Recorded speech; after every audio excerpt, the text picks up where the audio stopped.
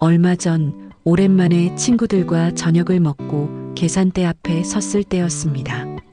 그런데 바로 그 순간 한 친구가 툭 던진 한마디에 제 마음이 싸늘하게 식어버렸습니다.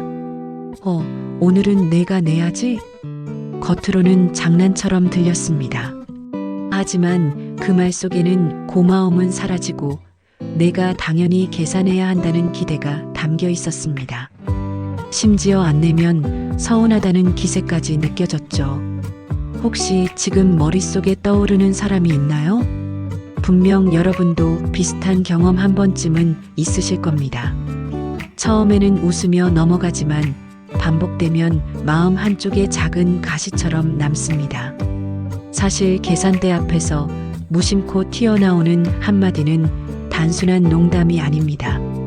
그 말에는 관계의 민낯이, 그리고 그 사람이 나를 어떻게 대하는지가 고스란히 드러납니다. 그래서 오늘 이야기를 끝까지 들어주신다면 소중한 사람들과의 관계에서 불필요한 오해와 상처를 줄이고 더 현명하게 마음을 지킬 수 있는 지혜를 얻어가실 겁니다. 오늘은 계산대 앞에서 무심코 던진 그 한마디가 어떻게 관계를 흔들고 또 어떻게 지혜롭게 대처해야 하는지 함께 나눠보겠습니다. 이야기가 궁금하시다면 구독과 좋아요로 응원해주세요. 여러분의 작은 클릭 하나가 더 많은 사람에게 지혜를 전할 수 있는 힘이 됩니다. 첫 번째 유형은 내가 잘 벌잖아. 오늘은 내가 내 김상준 씨의 이야기입니다. 올해 62세 김상준 씨는 오랜 현장 일을 마치고 은퇴한 뒤 동네에서 작은 설비 회사를 시작했습니다. 일은 소일거리로 가볍게 하고 남는 시간엔 동네 친구들과 자주 모여 술 한잔 기울이는 게 큰 즐거움이었죠. 처음엔 오랜만에 만나는 자리라 웃음꽃이 피었고 한 끼 식사와 술자리가 삶의 활력소가 되었죠. 그런데 어느 순간부터 상준 씨는 모임 소식이 반갑지 않게 느껴지기 시작했습니다. 이유는 단순했습니다. 계산대 앞에서 반복되는 한마디 때문이었습니다. 야, 너 요즘도 일 잘 들어온다며? 그러니까 오늘은 내가 내는 거지. 처음엔 농담으로 생각하며 웃고 넘어갔습니다. 그래, 내가 아직 벌이가 있으니 괜찮다. 마음을 다독이며 기꺼이 지갑을 열었죠. 하지만 같은 말이 계속 반복되자 점점 마음이 무거워졌습니다. 식사 자리가 즐겁기보다는 이번에도 또 내가 내야 하나 하는 불편한 예감부터 드는 겁니다. 문제는 단순히 돈을 쓰는 게 아니었습니다. 고마움이 사라지고 당연함으로 굳어지는 태도가 더 큰 상처였죠. 심리학에서는 이런 현상을 익숙함의 착각이라고 부릅니다. 처음엔 고맙다는 감정이 있었지만 같은 상황이 반복되면 사람은 어느 순간 감사 대신 권리처럼 착각하게 됩니다. 상준 씨의 마음을 무겁게 만든 건 돈이 빠져나가는 지갑이 아니라 나를 고마워하기는커녕 당연하게 여기는구나 하는 인간관계의 균열이었습니다. 사실 이런 경험은 상준 씨만의 이야기가 아닙니다.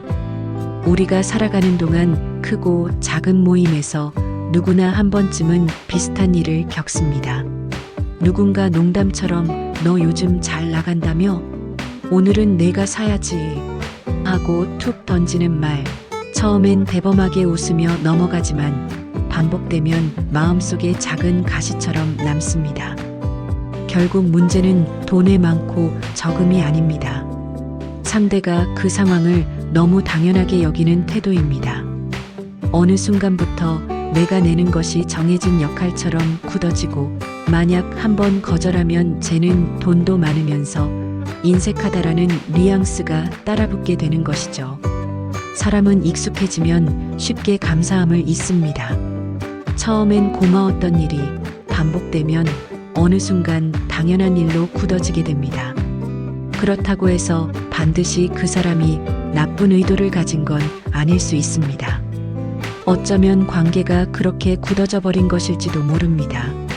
생각해보면 우리도 부모님께 받은 헌신을 어느 순간 원래 그런 거지 하고 당연하게 여겼던 적이 있지 않나요?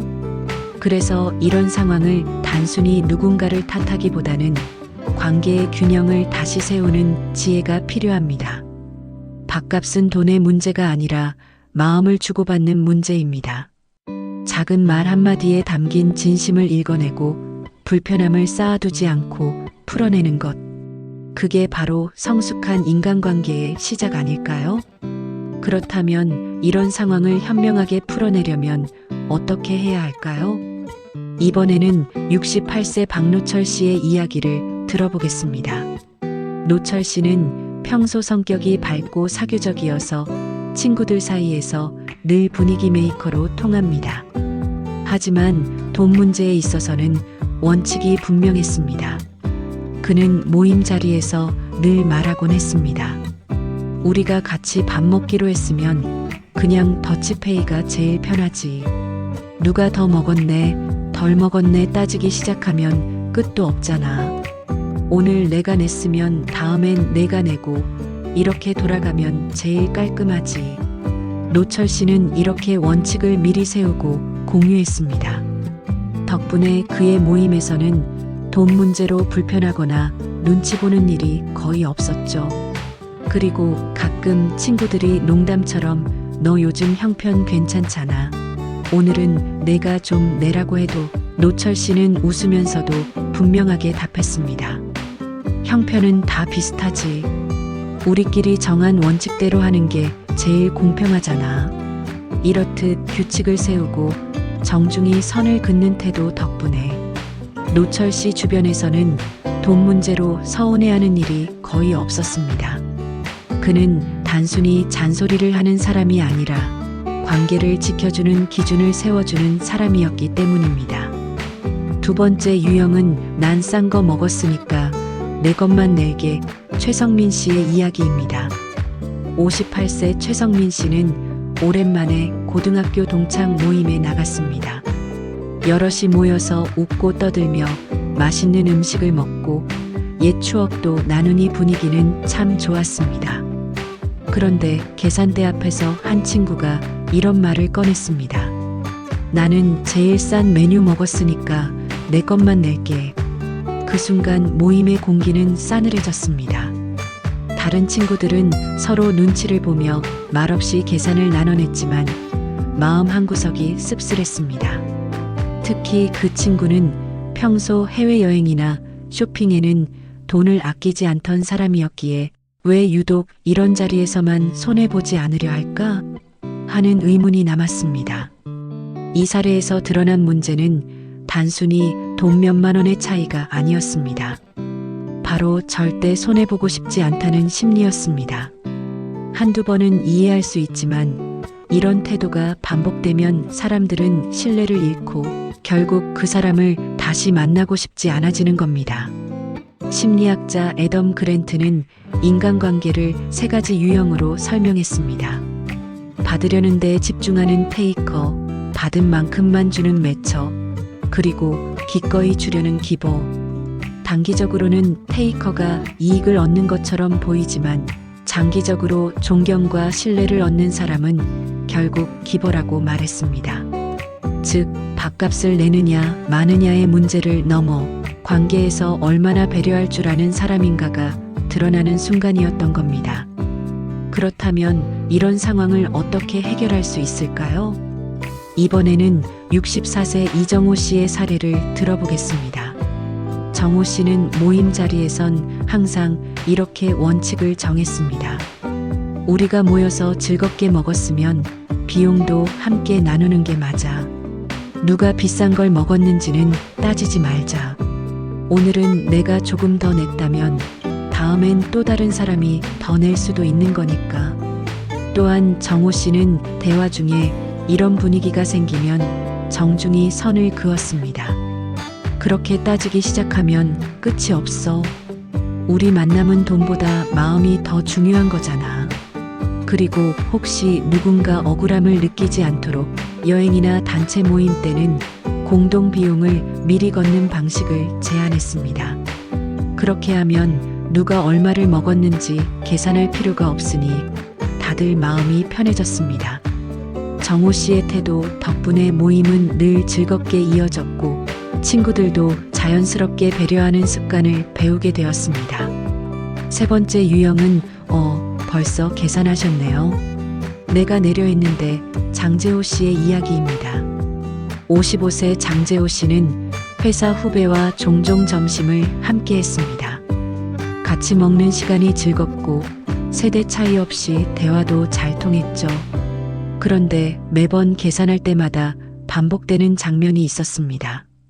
재호 씨가 지갑을 꺼내 결제를 마치고 나면 후배가 꼭 이렇게 말하는 겁니다. 벌써 계산하셨어요? 제가 내려 했는데. 처음엔 진심이라 생각했습니다. 하지만 이상하게도 그 후배는 단 한 번도 먼저 카드를 꺼낸 적이 없었습니다. 언제나 결제가 끝난 뒤에야 이런 말을 하곤 했죠. 몇 번 반복되자 재호 씨는 속으로 이렇게 느꼈습니다. 실제로 낼 생각은 없으면서 좋은 이미지만 챙기려는 거구나. 결국 후배는 체면은 지키고 싶지만 책임은 지고 싶지 않은 사람처럼 비쳤습니다. 이런 태도는 시간이 지날수록 얄팍하다는 인상만 남기게 됩니다. 이 사례에서 보듯 문제는 돈 그 자체가 아닙니다. 바로 말과 행동이 일치하지 않는 모습입니다. 사람은 본능적으로 손해보는 상황을 피하려 하지만 동시에 주변으로부터 인정받고 싶어 합니다. 그래서 실제로는 계산할 마음이 없으면서도 겉으로는 나도 낼 생각이 있었다는 듯한 태도를 보이는 겁니다. 하지만 이런 행동이 반복되면 신뢰는 금세 무너집니다. 니체는 이렇게 말했습니다. 진정한 관계는 말이 아니라 행동에서 드러난다. 말만 앞세우고 행동이 따르지 않는 사람은 결국 멀어질 수밖에 없습니다. 그렇다면 이런 상황은 어떻게 풀 수 있을까요? 이번에는 60세 윤상호 씨의 사례를 들어보겠습니다. 상호 씨는 비슷한 상황을 겪을 때 일부러 기회를 주는 방식을 썼습니다. 오늘은 내가 천천히 기다릴 테니 내가 한번 해봐. 이렇게 말하면 상대가 정말 내 마음이 있었는지 금방 드러났습니다. 또 하나는 다음 기회로 미루지 않기였습니다. 다음에 내가 살게요라는 말은 끝내 실행되지 않는 경우가 많죠. 그래서 상호 씨는 그 자리에서 바로 확인했습니다. 그럼 이번 커피는 내가 사는 걸로 하자. 이렇게 하면 말뿐인 약속은 줄고 진심이 드러납니다. 마지막으로 그는 필요할 땐 정중하게 지적했습니다. 내가 매번 그렇게 말하지만 실제로 낸 적은 없는 것 같아. 우리 원칙을 정하는 게 어떨까? 말투는 부드럽지만 메시지는 분명했죠. 그 결과 모임 분위기는 오히려 더 편해졌고 서로 부담 없이 웃으며 계산할 수 있는 관계로 바뀌었습니다. 네 번째 유형은 나 요즘 돈 없는 거 알잖아. 오정훈 씨의 이야기입니다. 63세 오정훈 씨는 한 달에 한 번씩 친구들과 만나 식사하고 소소한 일상을 나누는 걸 큰 즐거움으로 삼았습니다. 하지만 어느 순간부터 이 모임이 오히려 부담으로 다가오기 시작했습니다. 그 이유는 늘 반복되는 한 친구의 말 때문이었습니다. 야, 나 요즘 진짜 빠듯해. 돈 없는 거 알잖아. 처음엔 이해했습니다. 사람이라면 누구나 사정이 어려울 수 있으니 오정훈 씨도 기꺼이 밥값을 내주곤 했죠. 하지만 시간이 지날수록 이상한 기분이 들었습니다.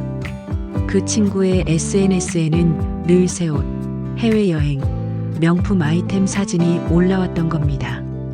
정작 생활은 빠듯하다면서 모임 자리에서는 돈을 한 푼도 쓰지 않으려 했던 것이죠. 처음엔 연민이었지만 나중에는 내가 이용당하는 건 아닐까 하는 의심이 자리 잡기 시작했습니다. 그리고 결국 오정훈 씨는 그 친구를 점점 멀리하게 되었습니다. 이 사례의 핵심은 말과 행동의 불일치입니다.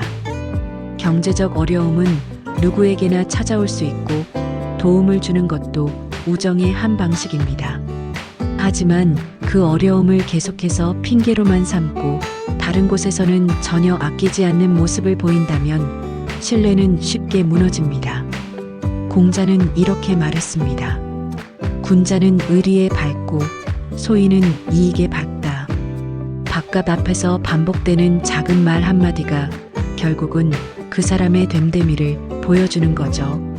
그렇다면 이런 상황은 어떻게 풀어야 할까요? 이번에는 65세 정광호 씨의 사례를 들어보겠습니다. 광호 씨는 친구가 반복해서 돈 없다는 말을 꺼낼 때 먼저 솔직한 대화를 시도했습니다. 내 사정을 이해하지만 계속 그렇게 말하면 우리가 부담스러워.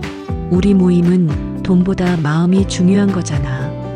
이렇게 정중히 짚어주니 상대도 쉽게 변명하지 못했습니다. 또한 광호 씨는 만남 방식을 조정했습니다. 값비싼 식사 대신 집에서 음식을 함께 나눠 먹거나 가벼운 산책 모임으로 바꿔버린 겁니다. 그러자 누가 더 냈다는 문제 자체가 사라졌습니다. 마지막으로 그는 경계할 필요가 있는 관계는 과감히 거리를 두었습니다. 친구라 해도 계속 이용하려 든다면 진짜 친구는 아니지. 이 판단 덕분에 마음의 짐이 훨씬 가벼워졌습니다. 여러분 보셨죠? 밥값 계산 앞에서 튀어나오는 4가지 말은 단순한 농담이 아닙니다. 그 속에는 배려와 이기심, 신뢰와 불신, 진심과 가식이 그대로 담겨 있습니다. 밥값은 금세 사라지지만 말 한마디는 오래 남습니다. 그리고 그 말은 관계를 지탱할 수도 무너뜨릴 수도 있습니다. 진짜 소중한 관계를 지키고 싶다면 계산대 앞에서 서로를 배려하는 태도부터 시작해야 합니다. 그게 바로 오래가는 우정과 신뢰의 비밀입니다. 오늘 이야기가 마음에 닿으셨다면 구독과 좋아요로 응원해주세요. 여러분의 작은 클릭 하나가 더 많은 지혜로운 이야기를 이어가는 힘이 됩니다. 감사합니다.